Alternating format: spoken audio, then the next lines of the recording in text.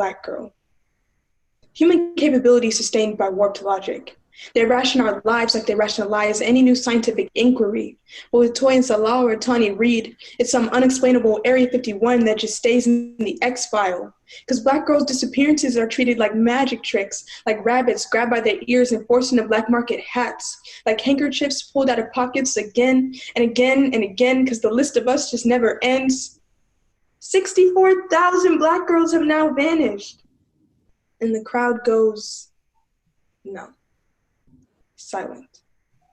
They'd rather make algorithms for their fantasy football games or predict the location of subatomic particles in space, but still can't postulate why our predicament should take precedence despite the preponderance of evidence that suggests that missing girls are not just runaways, that hangings are not suicide cases, that Black girls' deaths are worth enough to investigate.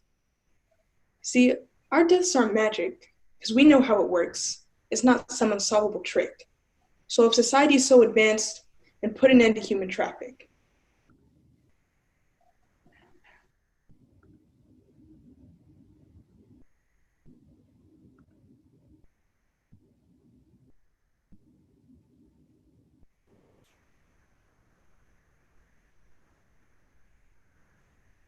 So, good evening, and we welcome you all to tonight's wonderful show. We are so excited about our panelists tonight.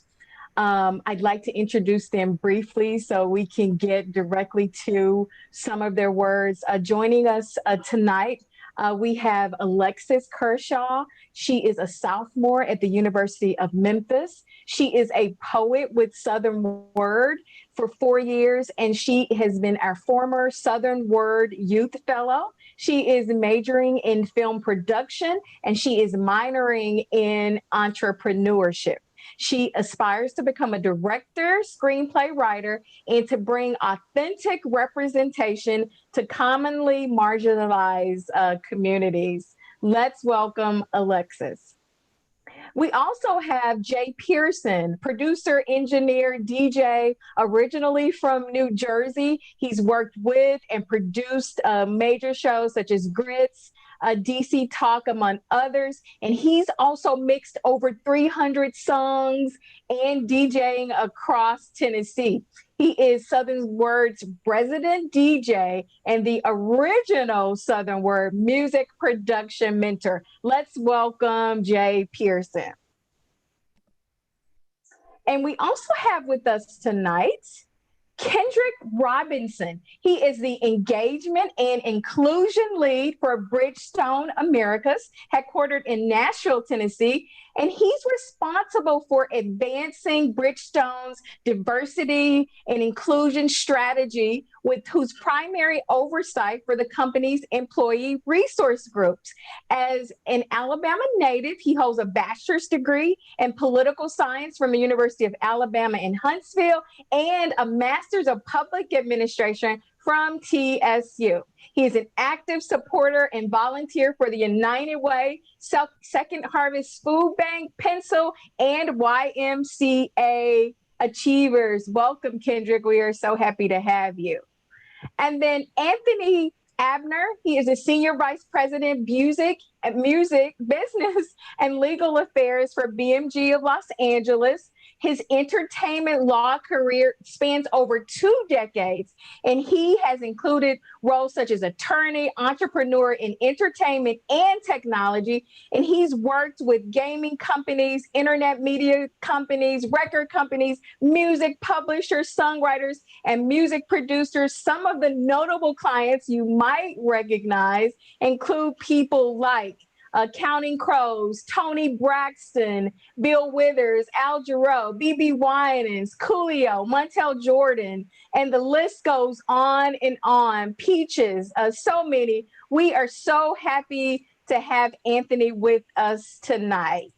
And I am checking to see. And Nathan, we are so happy to also have with us tonight.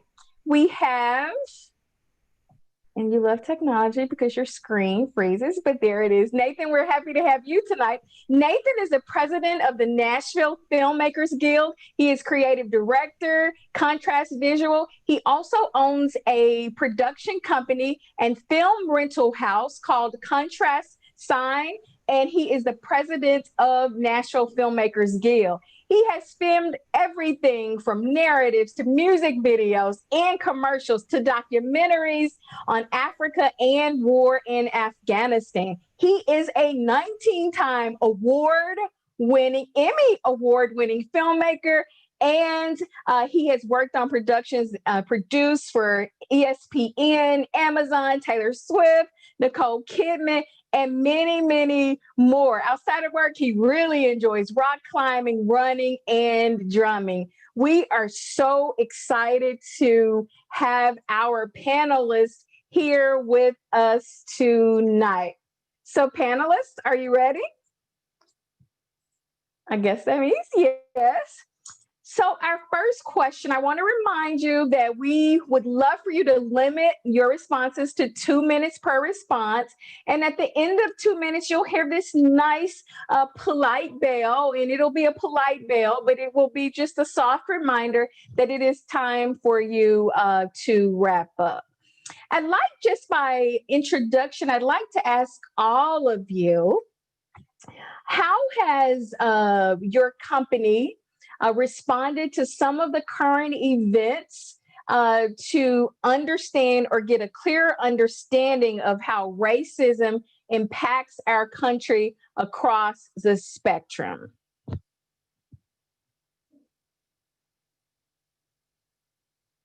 And that is just going to open up. You all can, whomever wants to take a grab at that can go. Hi everyone, it's Alexis speaking. Now I kind of have to reframe this question from my own personal perspective because unfortunately I do not have a big company. Well, actually, I should reframe. I should change that. I'm actually minoring in entrepreneurship, as I said, and me and my sisters started a makeup company recently. So I guess I am a company owner. It is called Etoure Cosmetics, Etoure Cosmetics. We, sell makeup, and being 3 Black women that started a makeup company, one of our biggest goals, period, point blank, even before all of these situations, was inclusion and representation. So of course, when these situations came out, we wanted to bring that conversation to our platform as well. But in regards to a just youth standpoint, which I think I have a bigger understanding or perspective of, I have noticed that as time has progressed, youth have tried more and more, like me, like-minded youth have tried more and more to stop allowing for excuses or space. So it's about understanding and really digging into the system itself, the oppressive system itself, and all of the different layers that go with it. So people are able to understand sometimes the more explicit, like, oh, racism is bad, but they don't truly see the different institutions that are impacted by it, because there are, financially, education-wise, banks, et cetera, schools and resources, microaggressions. So I've noticed that social media has become one of the youth's, biggest tools in trying to have this conversation and trying to pull other people who don't usually want to have this conversation in.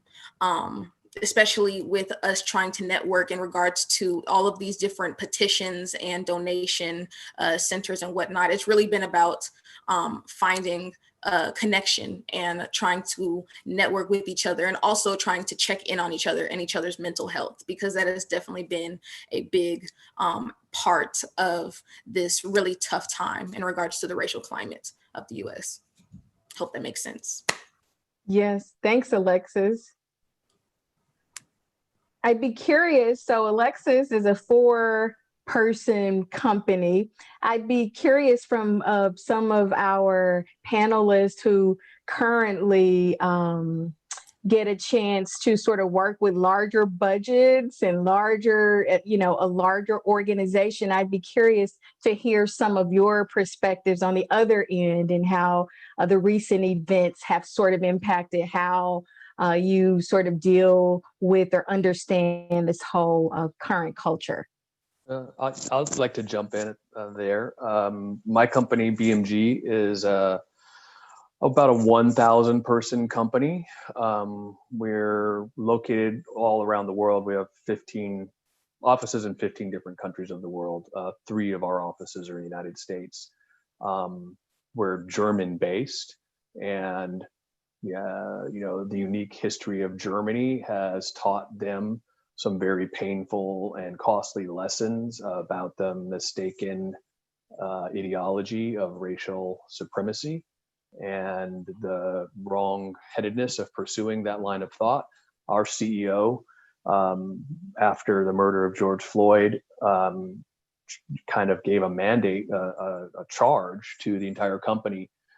He wanted us to look closely at our own practices, to make sure that we did an internal evaluation of where there might be disparate impacts based on unconscious bias, where there might be disparate treatment of artists or business partners that are landing differently on different races, not just Black versus white, but kind of across the board, but with a real emphasis on checking for impact for African-American artists in our legacy catalogs. We are a record company and music publishing company, and the company has been built in large part by acquiring older catalogs. In addition to signing new artists, we bought a bunch of existing catalogs.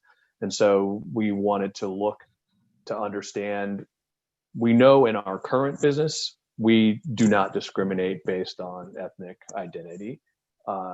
However, is it possible that we might have bought a bunch of assets where that was happening under some other management at another time in history, and that we might be benefiting from those kinds of racist practices without even realizing it? And if that was the case, we needed to understand that and then address it.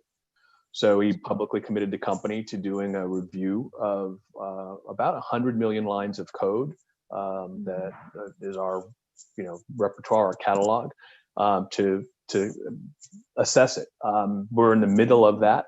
So far, the indications are that there is no impact based on race. There does seem to be some different, depending on when your deal was done, when the economic times are what were making for the differences in the deals. So as the industry matured, the deals got better and the artists had more leverage. So we're finding that. In terms of, there are other constituencies that he wanted to look at, our local communities where our offices are located.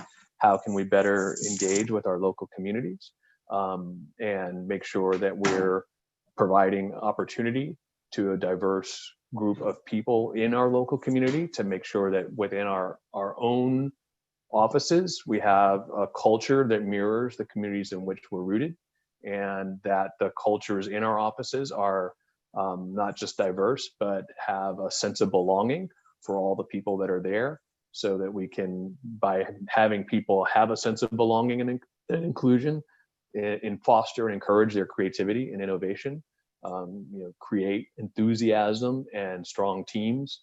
And that's the best way to have a good, healthy culture. And then we had a number of initiatives where we have had some of our artist partners try to engage on the current topics, racially focused interviews, podcasts. We had takeovers of our social media platforms. So every Tuesday for a couple of months, we would have a different creator, or several, actually 4 or 5 come in for a few hours during the day, be interviewed by one of our creative executives, and share their thoughts, feelings, experiences, sometimes a performance, sometimes poetry like we were able to enjoy of Genevieve and Joseph today. By the way, those two kids really deserve congratulations. That was very moving and brave of both of them. That was really fantastic. But those are the kind, I mean, our company is trying to take a multi-pronged approach to our different constituencies, the employees, our trade partners, the communities in which we're rooted. And, we try to do it in a way that's targeted, that's measurable, and that's sustainable. And it's also, we do try to make sure that part of sustainability is tying it to business improvements. So we try to make sure our movements to increase our pool of candidates, to increase our retention of diverse populations, to increase our promotion and development of diverse talent. We try to make sure that that's tied to business results and not just kind of a knee-jerk reaction to a tragedy, but that's something that's that's linked to our economic performance, so we can sustain that over time. Mm-hmm. Thank you, Tony. Jay, Kendrick, and Nathan, either one of you, we'd love to hear your perspective. I can jump in if you all don't mind. So definitely, for what I do, I run a studio on Jefferson Street, the historic Jefferson Street, where actually Martin Luther King walked down that street next to TSU. Some really cool things have happened over there. And of course, I am a direct result of Black lives. And as one of those children who were raised in 90s hip hop in New York, and I got to see all that stuff firsthand, I know that when things like this happen and racism starts to become more prevalent, it's not that it wasn't there, it's just televised now. So we're starting to see that. And for me, simply put, just like as Mr. Tony was talking about creating inclusiveness for a more diverse audience, I have opened up my studio for more underground artists to get involved and be able to record. And especially if they're doing community-based music or projects that can influence and change lives in a positive way. And of course, you all are here at Southern Word where we do that every single day. And it's no surprise that most of the students that we deliver our services to are in underprivileged or underdeserved communities. And I've learned a lot doing that as well. I didn't even know I was getting involved in that until I saw the need, to where we would be in schools more than the substitutes or than the teachers themselves, and just trying to bring that back into the music world, especially since 99% of music that's ever existed was created by people that look like me.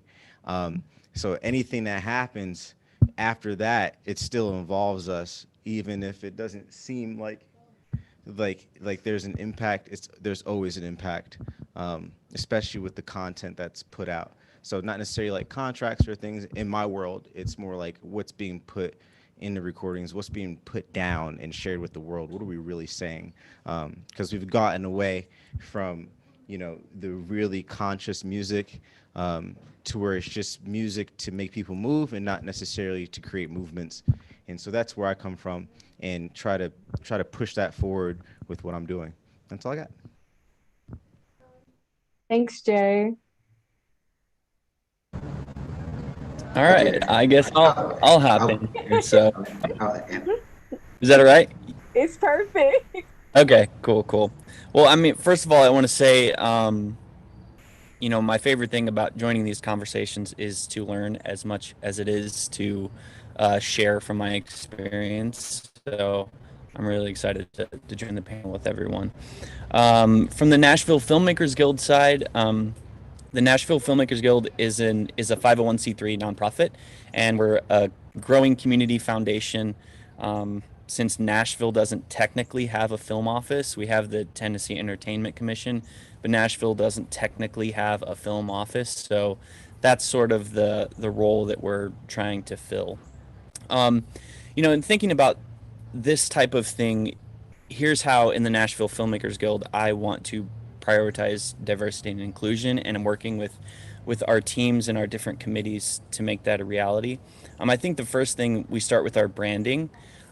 We admit that, you know, a cultural fit, whether that means at the organization or whether that means in our membership, we admit that we create our own culture. And so that's not something we take for granted. That's something that we're building together, and that has to be a priority. We can't be comfortable with our existing culture. We build it. So that means at the top levels, and that means at the bottom levels. That means how we're integrating new people into the organization, and that means who has leadership positions in the organization. I mean, one thing I have to admit, like right now, is that we're not where we want to be. The organization started very much as white guys who liked cameras, but it's very exciting where the organization is growing. So we're making a lot of progress already. So that really comes from a lot of self-awareness and a hunger for new ideas and new people and new types of films, right? There's no way to fake that.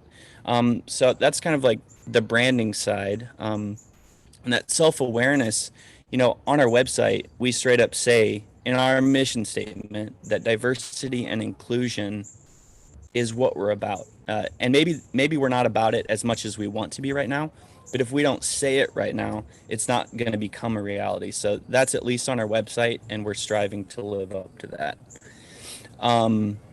In terms of, I think the next thing that I would talk about is in terms of what types of relationships are we striving to build, and who are we advocating for? We are big fans of the International Black Film Festival. Hazel Joyner Smith, who runs that organization, is just an incredible person. From the moment I first met her on a panel for diversity, I was blown away with just the people she knows and the experience she has and the amount of wisdom that is packed into her brilliant mind. So we have a growing relationship with the International Black Film Festival, and a way that we can be an advocate for them is we can tell our networks about what they're doing. So that's something very simple that we try to be an advocate, let people know who they are, because the International Black Film Festival is not just for Black people, it's for everyone. And so we try to be an advocate for them. When we can meet together again, we really are excited to throw some networking events with them so that we can bring different cultures together and think about how can we make projects together. So that's kind of another kind of tentpole, I would say, is events that bring people together. And I'm sure we'll cover many more things, but that's kind of some of the main ways that the Nashville Filmmakers Guild is striving to make diversity one of our top objectives. Thanks, Nathan. And then Kendrick, did you have anything to add? Yeah, so from Bridgestone's perspective, I think we have to also keep in mind too that all of this is happening under the guise of a pandemic. And so we can't isolate that there's a pandemic and there's systemic racism. So it's twofold. We have to deal with both of them.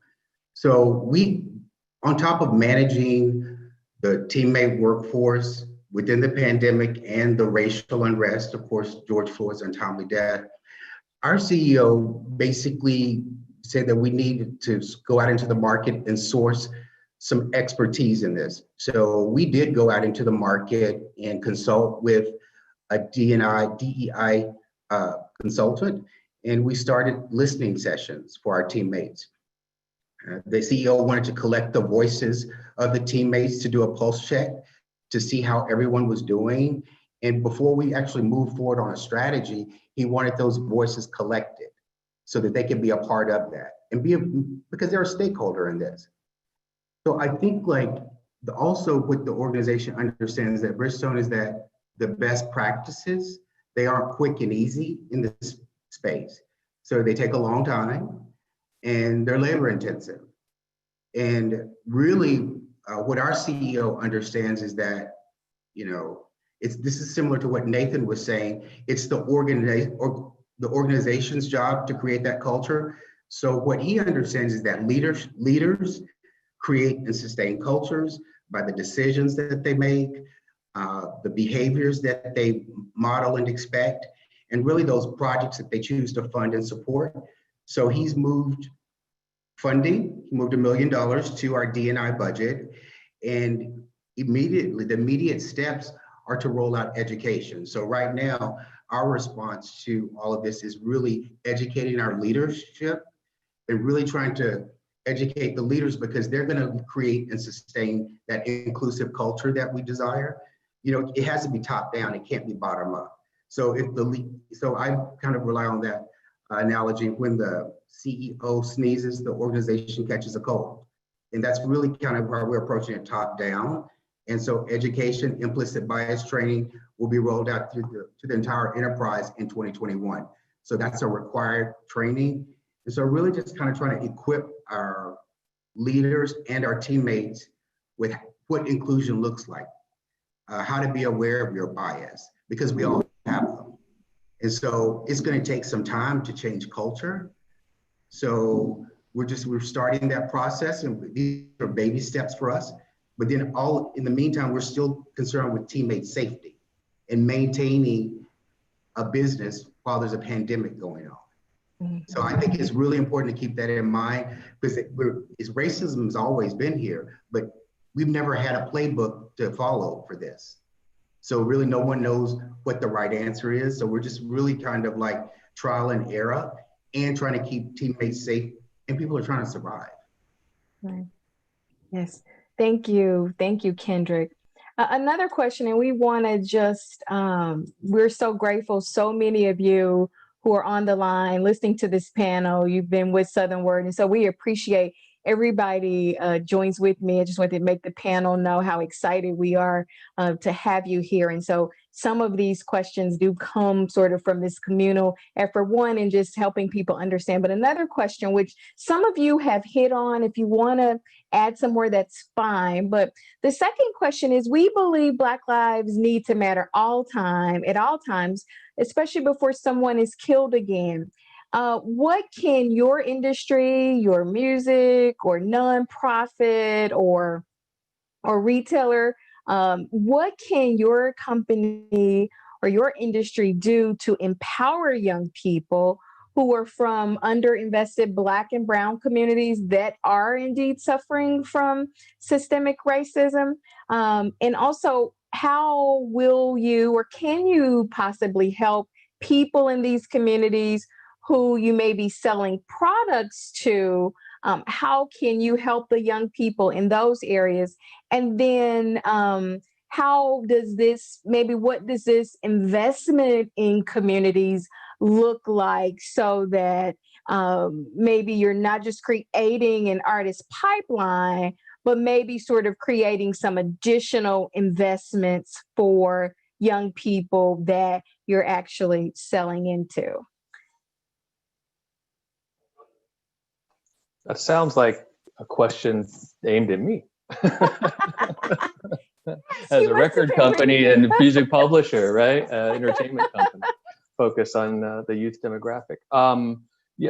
We, as part of our development of a more diverse and inclusive culture, we decided we should focus on a bottom-up strategy as well as the top-down strategy coming from our CEO.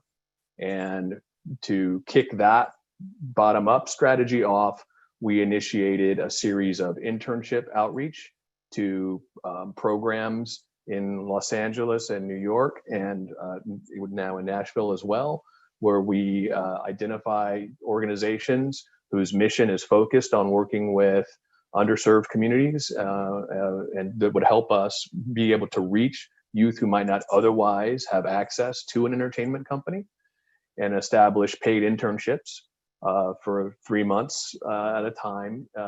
There are, I think, 4 or 5 internship slots per office for each 3-month period of time. So that's like, if it's 4 slots for 3 months apiece, that's 16 interns a year for an office.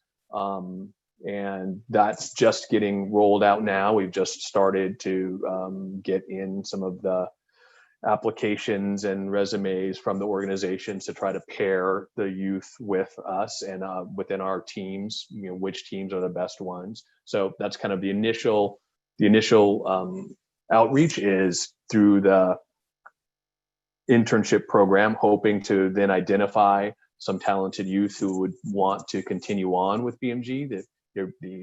Initially we'll be introducing them to what is a record company, what is a music publishing company. Here are some careers that are not just being a singer or a musician or in front of the camera.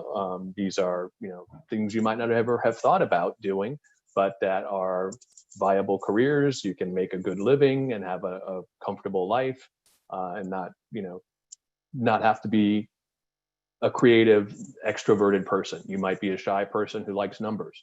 We've got people who that they love working with numbers and they're extremely important to our organization. We've got people who like writing contracts. They're lawyers like me. You'll never see me in front of a camera except on one of these Zoom calls. That's it.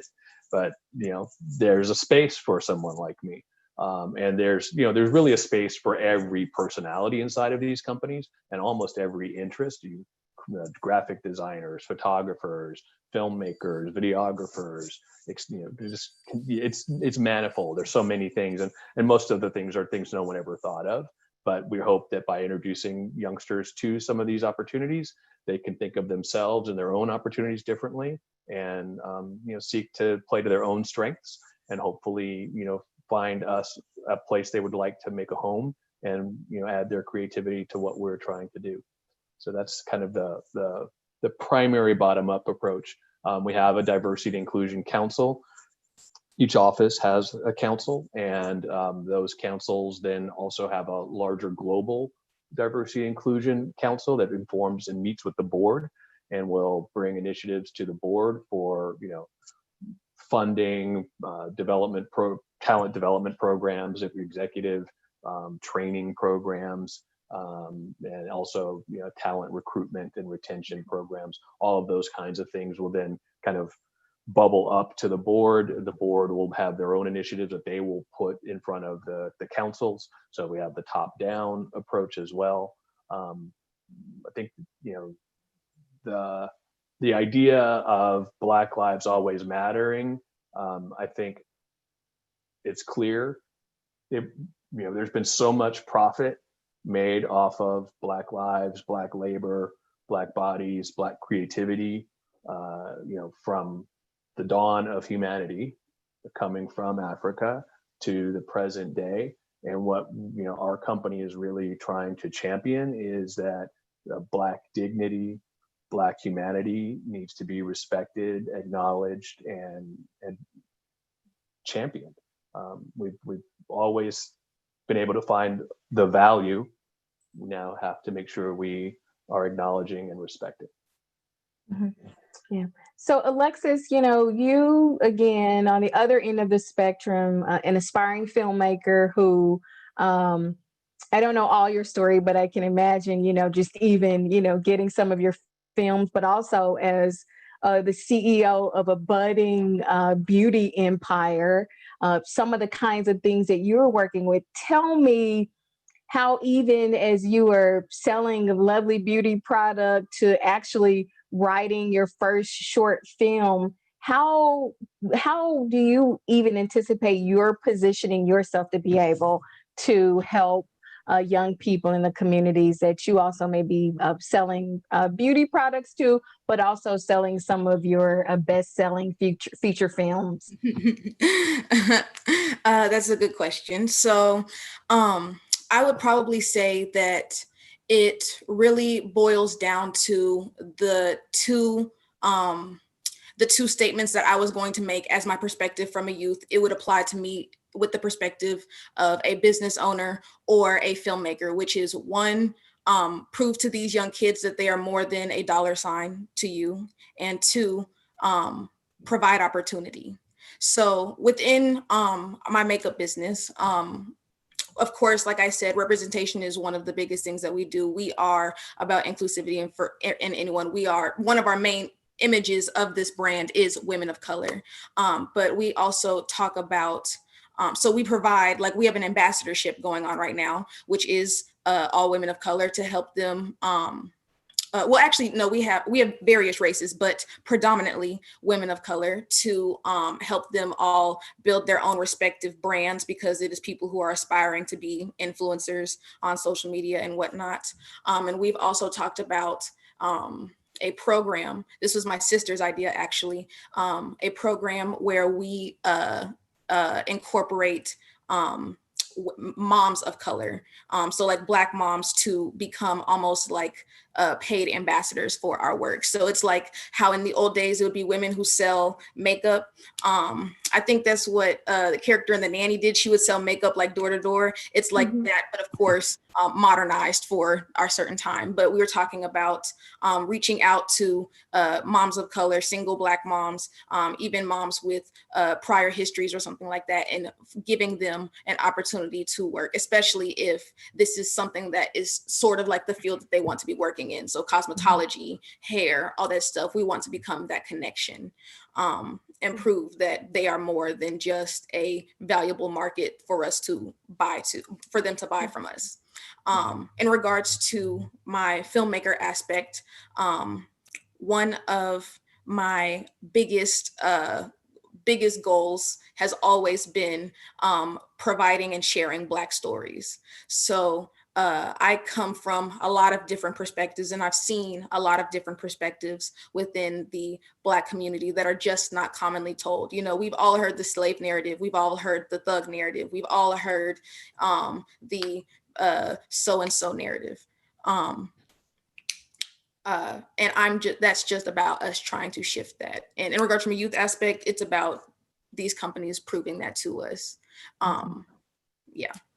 Thanks, Alexis. Some of the panelists you may have noticed by now, I don't know if it's because there's so much heat on the panel, so many influencers on the panel, but our bell has somehow been muted tonight. So again, we are fortunate to have all of this heavy weight in the room, but your heavy weightness has actually silenced our bell. So if you could just be mindful every 2 minutes, I may send you a sweet little chat message to say, hey, time's up. But it doesn't mean we don't want to hear exactly what you say. Anybody else, tell us more sort of about this community investment as a way to help young people who are so sort of just ingrained and understand sort of this whole systemic racism that may exist in the Black and Brown communities.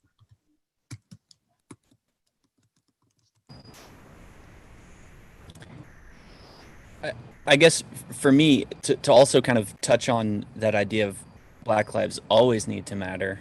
To me, it just goes back to relationships. And so like for internships, at least at my company, Contrast Visuals and Contrast Cine, we have a relationship with teachers at TSU. There's always going to be new students. So there's always going to be opportunities to acquire new interns. And so, that's how we make sure that we always have a diverse group of interns, is because we have the relationships with HBUs. And yeah, I think that's one of those things, is that out of relationships comes that like recurring involvement with one another. So that it's not something that's just 1 year it's a priority and then the next year it's not. It's like an ongoing practice. And also just to add one more thing, one of the things that I think is extremely exciting about the film industry, sorry, it's getting a little dark out here. One of the things that's really exciting about the film industry is that exciting and challenging is, I'm basically freelance. I'm a freelance DP as well. So, clients are choosing to either hire me or not on a weekly basis, a daily basis. And then in turn, I am deciding who I hire for those shoots on a daily basis. So who I hire day in and day out and day in and day out, whether it's me or whether it's a producer, it's up to us, the decisions we make, and so that means there's a lot of opportunities for to expand who we're working with, and that's so exciting to me. My time's up. So Janet, I was just going to say, when we think about community investment, so at Bridgestone, we have a trust fund. So Bridgestone was able to create a task force just to kind of take a look and review our charitable giving to ensure that it is actually supporting those community organizations that support underrepresented and marginalized communities, whether that's through the Boys and Girls Club or United Way. But what's probably most important, I think the money is one factor, right? And so Bridgestone understands that you want to write a check every now and then. But then the great thing, and I'm giving a shout out to Be Bold, who is helping to sponsor this tonight, but it's our Black and African American Employee Network at Bridgestone. What they are doing is just really remarkable because they have partnered with Pencil, the Pencil Reading Partners Program, to go out and read with children just once a week, 30 minutes. It makes the difference. The research shows that just 30 minutes once a week, it doesn't have to be a family member, it really increases the child's proficiency in reading. And we want to get kids reading on grade level by 3rd grade because they're reading to understand and learn after that. And so that's critical for Tennessee because Tennessee has a third of its 3rd graders that read at a proficient level in 3rd grade. So Tennessee has a literacy issue, a big one. And so I'm most proud of Be Bold that they've taken an active role to go out into the community and that Bridgestone has allowed our ERGs to go out and make a difference in young people's lives. And typically these children are Black and brown children. Thank you, Kendrick. I appreciate it. Wow, this is so incredible. We do have people who are putting their questions in the chat. If you, we'll go back and read some of those in just a second, but if you'd like to ask a question live, raise your hand and then you'll be called on to make sure that your name appears. I introduced Alexis earlier as a panelist, but then also Alexis is going to tell us very quickly about Southern Word. Alexis? Hi, once again. Hi, everyone. So I am currently a sophomore at the University of Memphis. I went to school in Nashville. I went to Hume Fogg, and I was probably first introduced to Southern Word my freshman year. I was introduced right on the cusp because every day after school, I would go up the hill. My school was downtown. I'd go up the hill to the public library and I'd wait there for my parents to come pick me up.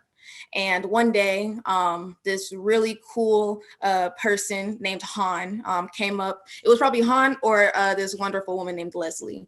And they came up and they were like, hey, would you all like to join this little workshop of ours? And I had been into writing. I'd always been into film, of course, which had gotten me into writing poetry. That's kind of what I had used to cope with some things that I had been struggling with in my middle school years. And so me, of course, reading all of this poetry from middle school was a little rough, not the best, might I say. But one day I decided to hop into one of their workshops and I just started going consistently. My skills started building, my voice got stronger. I was able to find my voice and my perspective through Southern Word. My skills built, and I just kept getting more and more involved in the program, in the nonprofit. So first it was me going to workshops, then it was me hosting open mics, then it was me joining their Youth Fellows program, which is their basically an internship that they did. I did that through my senior year, loved it, by the way. So I went from the performance aspect to the administrative role, and it was just this fantastic transition and this great opportunity for me to keep on learning. And of course, through this, like, I learned about other people's experiences, other people's issues. It's just, I've always been an open-minded person, but I definitely gained a better understanding of various demographics and orientations through Southern Word. And I don't know really where I would be without them. So I really appreciate Southern Word for everything that they do for me and what they have done for others like me. You're muted, we can't hear you. Unmuting is always wonderful to get back. So there is one question, and some of you have, are we doing live questions? I'm sorry, I should probably, looks like we're doing live questions. There is a question that's come through the chat. We will do that. What we want to also make people aware, you all, when we first started, you also met one of our other Southern Words. You heard him. We didn't get a chance. Joseph Mosby, thank you so much. And Genevieve, they performed. They are from MLK Magnet. As you see, just over the course of all of what we've done for Southern Word, we have invested in youth lives. We have invested in youth literacy, youth empowerment, and youth voice. And as you can see from some of our resident mentors and interns, we continue to sort of make a difference. I know many of you have asked, how can we be a part of this moment, this movement? We want to invite you at this time. We're actually going to provide the link in the chat, and it is going to be actually a direct link that you can sign up for our email list. You also can support Southern Word with financial contribution. Looks like that link has been added into the chat, and it'll take you to some additional chatting information. We are so grateful and excited. We can't, it's almost, I have to, we also want to certainly thank our businesses. The businesses that help Southern Word have literally been just an amazing part of what we do. If you are owner of a business, you are associated with the business. As you see, we remain committed to helping young people. We remain committed to helping Black and Brown people who need additional support. You can sign up for to have your business involved. You can sign up via our email list at southernword.org. And then also you can click on the link that's available in the chat and go directly to supporting us.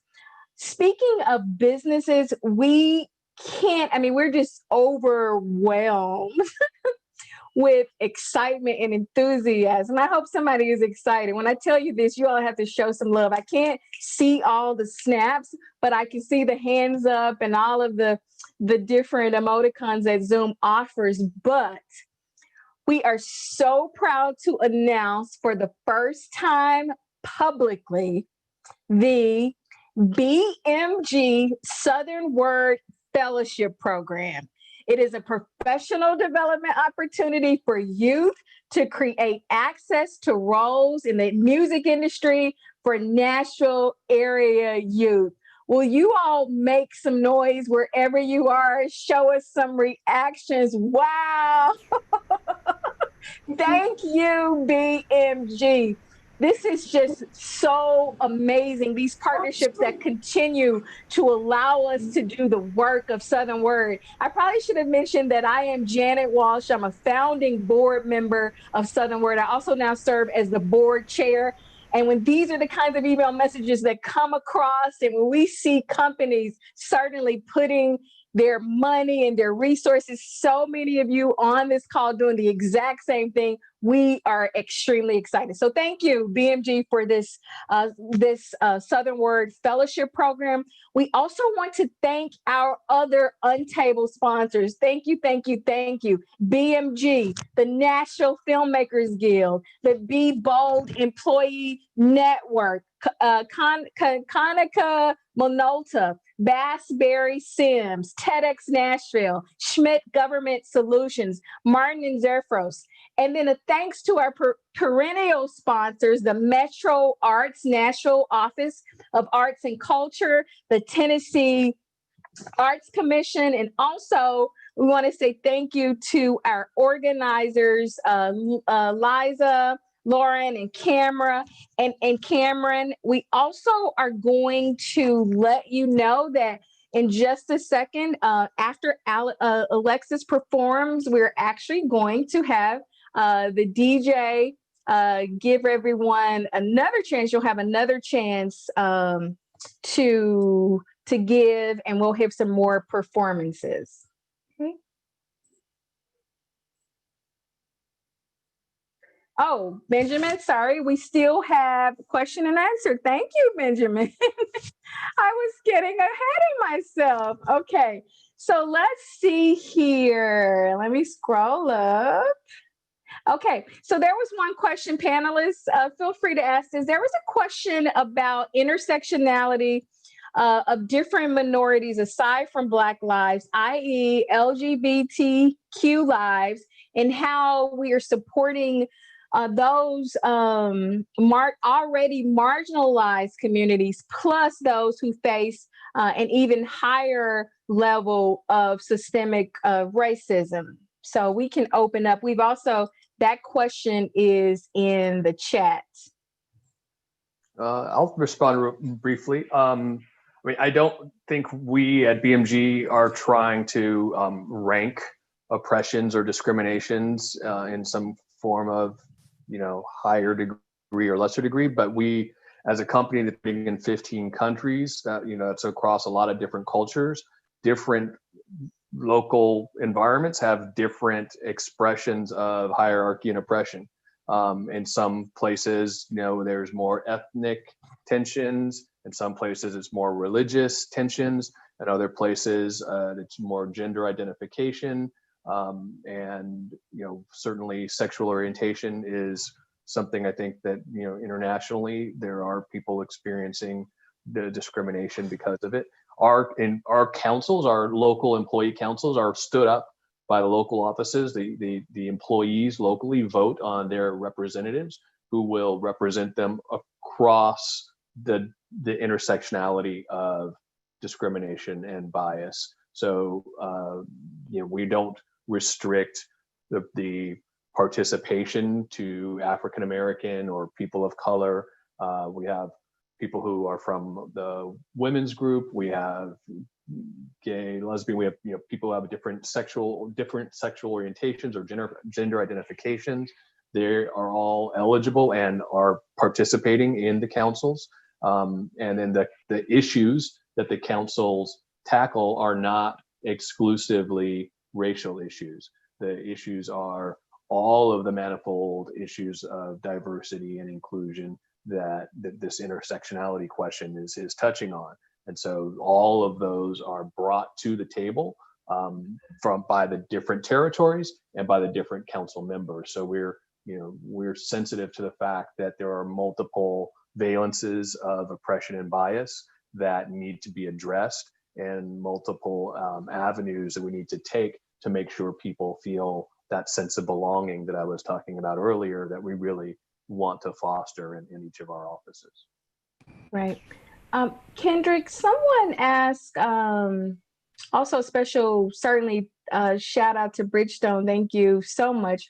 There was a question sort of asked, you mentioned a sub-organization that you all had there, that you all were working with your sub-organization to help things such as Pencil and other organizations. There was a question just about, was that company-led or was that employee-led? That was actually employee-led. Okay. Yeah, that was employee-led. Okay. But Jenna, I have a I just want to comment on the intersectionality that Yes. that Jim mentioned. This is LGBT History Month, and so it's a month where people recognize the advances in gay rights and civil rights. But if you'll look, and that was unfortunate about George Floyd, Breonna Taylor, and Ahmaud Arbery. Also when we talk about shortcomings to what the questioner was saying, and you haven't heard this, but on October 3rd, Felicia Harris was shot in the head and killed. She was a Black transgender woman, and there was no protest, no rioting, no public indignation for her. And so I really understand what Jim is saying when you have a marginalized group and we don't exercise equity and inclusion within the DEI space. And so her death was also significant because it was the 31st death this year, and it made 2020 the deadliest year for transgender and gender nonconforming persons. So this is a wake-up call for people who are in the majority that we must speak out and intervene on for those who are voiceless, and because we make the rules for ourselves. And so it just bothers me that there are no protests, and out of the 31 lives, most of those transgender Black women, they're Black. And no one protests, the murders go unsolved. And this is right now the second deadliest year on record for them. I just think that we need to give a voice to them, especially being that this is LGBT History Month. Most definitely. Absolutely. Thank you so much, Mr. Robinson, for bringing that up. And thank you so much, Mr. Schmidt, for bringing up that question, period, point blank, because this is something that I discuss very often, is the marginalized within the marginalized. And you talking about how even within this marginalized, there is still a group of power. I live in Memphis. I go to school here, and I regularly have to have the conversation about the danger that it is to be Black and gay here, because being in Memphis, it really is. And so Mr. Abner was talking about, like looking at the different sections, or like having different demographics that they reach out to for these opportunities. And that is incredibly important, because not only do you have to be looking for this marginalized group, but you have to be looking within that marginalized group for other marginalized people to have opportunities, because trans lives, past convicts, Black women, all of these are different groups and different perspectives that just disproportionately do not have the same opportunity that a Black man will have. So I really respect that question. And I think that really, like I said, it's about you having to actively seek out those demographics to help them, because nobody else will.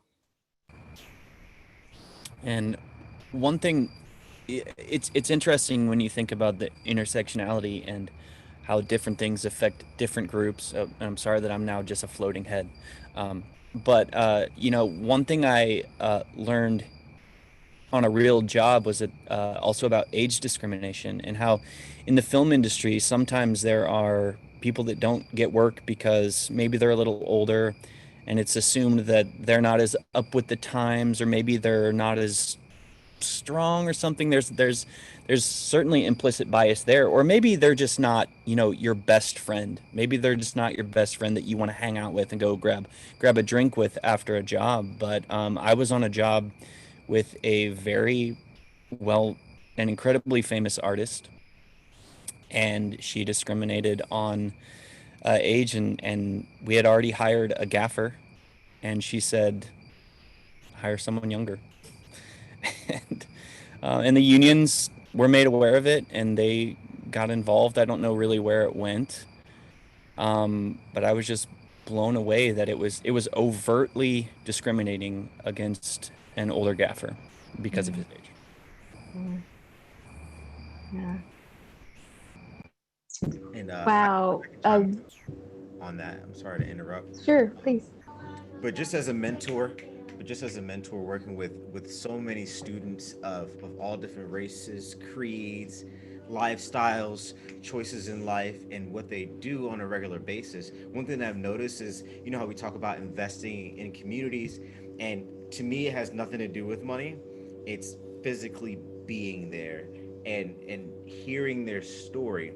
And a lot of times it's, you know, in schools, that is the most unheard place. Surprisingly, students, they raise their hand, they want to say something, but they just don't get called on, and they don't know how to speak. And so we're trained to be like that our whole lives. And then it turns into social injustices to where when someone dies or gets hurt or killed, we don't really know how to speak out. We just know how to raise our hand or show a sign, right? So the quickest way that I've seen it in working with communities is giving them a voice through music and art and poetry, and working with the organizations like Southern Word and the like has created that. I mean, it's been there in other ways, but now I'm starting to see it be a lot more broad and welcoming, and not necessarily a safe space, but a space to freely express without being judged for what you say. And sometimes that can save a person's life. I've had many workshops to where there's a student that will just say something real specific in a line of poetry, and it's definitely a trigger and a warning sign that they can't say in any other way. Just like a person who may have a different sexual orientation, they don't really want to just say it. They just want to be accepted in general. They shouldn't. They don't feel like they should have to say that, and that is a big issue. Unfortunately, we can't tell a lot of times who is on what side or this side. We can really, unfortunately, only see skin color. And so that's, to me, is probably why you talk about Black lives more so than a transgender life, because we can't identify them immediately without them saying it. So in my world, it's all about investing in person, and that helps out a lot. Would I be able to say something with the last 30 seconds that I didn't use yet? Yes, go ahead. Okay, great. Kind of another thing that I think is very important. There's this wonderful Black YouTuber named Jackie Ina.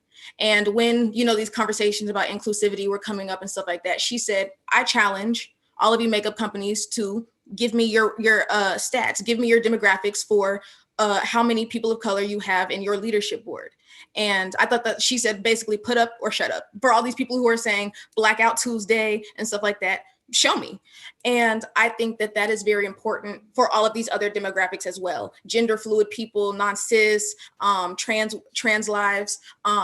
Show me what your demographics are for how many people do you have from these demographics that have leadership opportunities, because the only way that these ideas and these disgusting norms are going to change is by normalizing it, because that is one of the biggest issues within the Black community, is that it's normalized for you to demonize and discriminate and attack verbally or physically these communities. Like I don't have time to get into how terrifying it is to be gender fluid or trans or even a woman within the Black community, but it is indeed terrifying. So it's about having to normalize people like this being in opportunity, being in these leadership spaces or having these platforms. That's why, you know, all of these new figures like Courtney Cox, is that her? Nope. The woman from Orange is the New Black, like people like that, these public figures are so important because it's acknowledging that they just simply exist along with us. Right. So Laverne, yes, Laverne. Yeah. So Alexis, we're going to give you a chance, but you know, you mentioned some influencers, but I'd actually like to ask everybody who's joining tonight, if you wouldn't mind, I'd like for you to just turn on your cameras for just a couple of seconds, because I would like for everyone just to see the people all over who represent. Look at that. Look at all these people. This is the Southern Word community. Yes, I see y'all. These are the people who support everything that we're doing. These faces, you all look so much better with faces other than names. I love your faces. Like, take a look at it. These are people that are making a difference. And every time we come to the table to have these discussions, to talk about this is just a great. So everybody, I don't know, make some noise, some snaps, some moves or something, because this is what it looks like. We are so excited that you decided to show your faces, to give your time, to give your donations. There's still time for you to donate in the chat. But we are actually in just a second going to be ending this portion. Alexis is actually going to perform for us. And then these kinds of conversations can usually not be solved in an hour. So after she performs, the DJ is going to play a little music and we'll dance. Jay will have us rocking a little. But then we're actually going to give you an opportunity if you want to continue this conversation and network.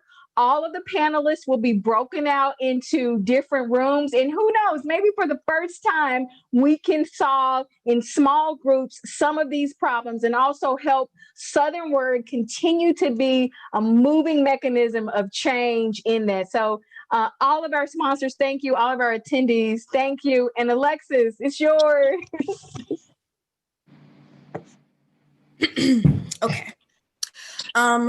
I'm probably not supposed to be doing any head-ons, but I'm going to say that this piece is about one of the biggest things that Southern Word has helped me deal with / navigate mental health. So